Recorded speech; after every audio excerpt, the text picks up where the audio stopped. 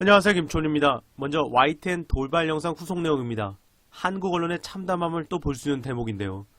쿠키뉴스는 단독을 하며 YTN 윤석열 국정과제 점검회의 리허설 무단 사용 사실로라는 보도를 내놨습니다. 저는 당연히 거짓말한 대통령실과 윤석열을 비판하는 기사일 줄 알았는데 다시 보니 YTN을 까는 기사였습니다. 쿠키뉴스 YTN이 지난 15일 윤석열이 참석한 가운데 진행된 국정과제 점검회의 사전 리허설 장면을 무단 녹화하고 돌발 영상 프로그램으로 제작 송출했다가 삭제한 걸로 드러나 큰 파문이 예상된다. 허가되지 않은 사전 리허설 장면 녹화에 대해 생방송 장면과 교차 편집에 마치 사전 각본에 따라서 생방송이 진행된 것처럼 왜곡시켰다는 게 대통령실의 주장으로 대통령실은 무단 녹화에 대한 법적 대응과 출입 기자단 징계 요청 등 강력 대응에 나설 방침으로 알려졌다. 쿠키뉴스. 아울러 공지문에는 사용 권한이 없는 영상을 무단으로 사용해 방송한 사실 자체를 스스로 시인하면서도 자신들이 방송한 것에 대한 일체 사과나 유감 표현은 없다. 이는 향후 진행될 대통령실의 법적 대응에 대비하기 위한 사전 조치로 해석되고 있다. 한편 대통령실은 이날 오후 내부 회의를 통해 법적 조치 등을 포함한 고강도 대응을 위한 회의를 진행한 걸로 알려졌다. 대통령실의 향후 대응이 더욱 주목된다. 이렇게 대통령실 입장만 실었고 일방적으로 YTN이 문제라는 기사가 나올 줄은 몰랐습니다. 제일 큰 문제는 생방송이라고 뻥을 치고 패널이랑 질의 문답 리허설까지 했다는 것 아닌가요? 어찌 보면 공익제보인데 YTN만 두드려 패는 대통령실과 언론들입니다. 이러다가 조중동만 남겠습니다. 중요한 리허설을 했다는 팩트는 사라지고 그걸 보도한 YTN이 몰매를 맞고 YTN은 이를 또 알린 시민들에게 법적 조치 운운하는 웃기는 상황입니다. 관련해서 기훈님, 사전 리허설 없는 생방이라고 엄포라고 구라치다 딱 걸림. 밑장 빼다 걸리면 손모가지 알죠? MBC 스트레이트 시원하네요. MBC 스트레이트에서는 윤석열 정부의 낙하산 인사 실태와 공영방송 때리기 논란에 대해 집중 보도했습니다. 의정활동보다는 어처구니없는 발언과 행동으로 더 유명했던 이은재 전 의원, 건설이나 금융과 관련한 경력이 전혀 없는데도 얼마 전 전문건설 공제조합 이사장에 선임됐습니다. 연봉 3억의 꿀보직으로 불리는 자리인데요. 이른바 낙하산 인사가 특히 심각한 곳은 에너지 분야로 철도 전문가였던 최연애 전 철도공사 사장이 가스공사 사장으로 오는가 하면 숙박업소 업주가 한수원 사회이사에 선임되기도 했습니다.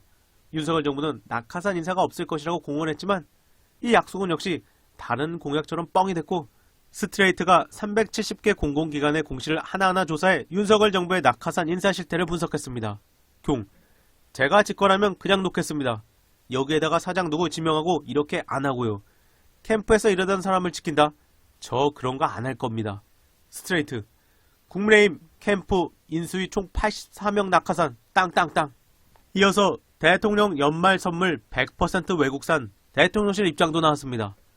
역시나 대통령실은 대통령실이 아닌 행정안전부에서 보낸 것이라고 해명했습니다. 역시나 책임지는 것 하나 없는 대통령실인데요.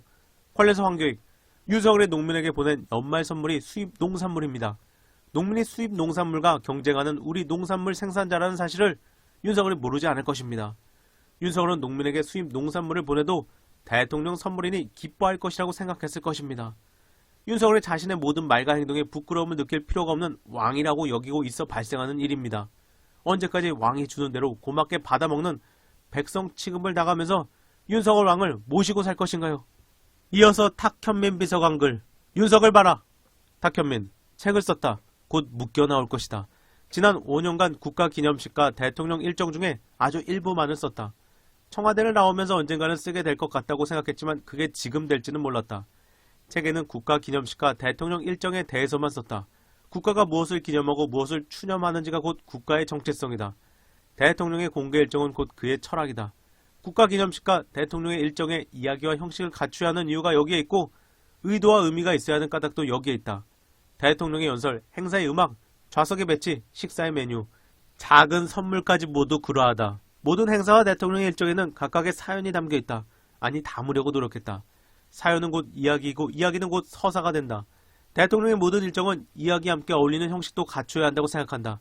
이야기만 있고 형식이 없으면 투박해 보이고 형식만 있고 이야기가 없으면 공허해지기 때문이다. 교홍정부가 얼마나 어이없고 답답했으면 책을 낼까 싶은데요. 경화대가 과연 사서 배울지는 모르겠습니다.